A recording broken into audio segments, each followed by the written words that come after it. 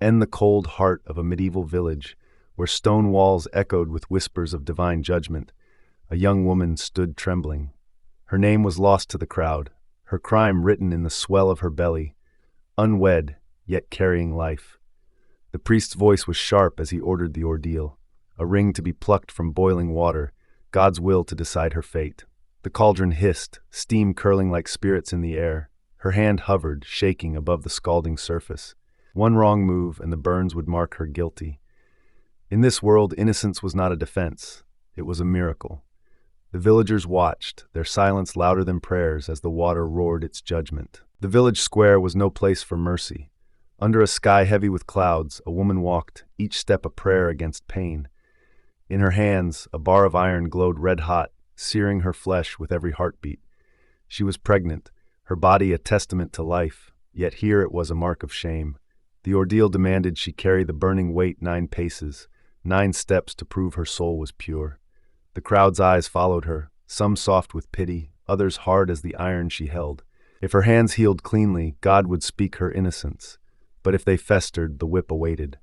In the Middle Ages, justice was not kind, it was fire, and it burned without remorse. The sun was sinking, casting shadows across the town square, but no darkness could hide her shame. Tied to a wooden post, she stood, her pregnancy a silent accusation to the gathered crowd. The executioner's iron glowed red, its heat a promise of pain. Adultery, they called it, though her heart knew a different story. The brand would mark her forever, a scar to match the whispers of the town. The priest stood silent, his cross raised, as if God himself approved the cruelty. The crowd watched, some with clenched fists, others with cold eyes. Her scream would echo, but not as loud as the silence of justice.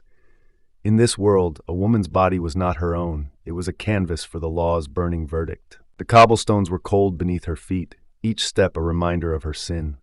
Draped in a white sheet, a rope around her neck, she walked through the town, her pregnancy a beacon of disgrace.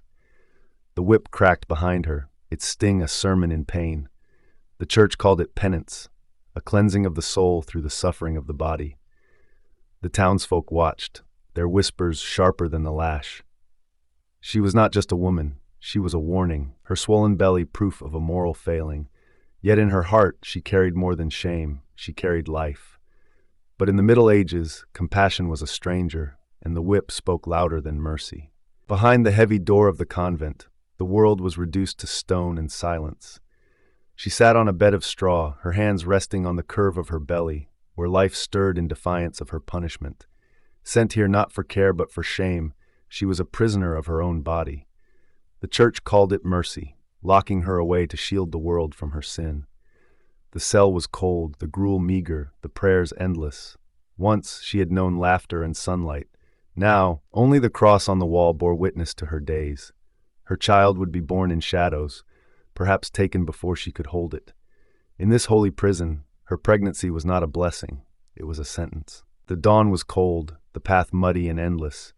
She walked alone, her cloak thin against the wind, her belly heavy with the life she carried. The village behind her grew smaller with each step, its steeple fading into the mist. "Leave," the elders had said, their voices as unyielding as stone. No trial, no mercy, just banishment for a pregnancy that shamed their Christian order. She was not just a woman, she was a stain to be erased, her child a mark of sin. The road ahead offered no promises, only hunger and exile. In the Middle Ages, a woman's body could betray her, casting her out into a world that turned its back. And so she walked, carrying her burden into the unknown, where only silence answered her prayers. Good night.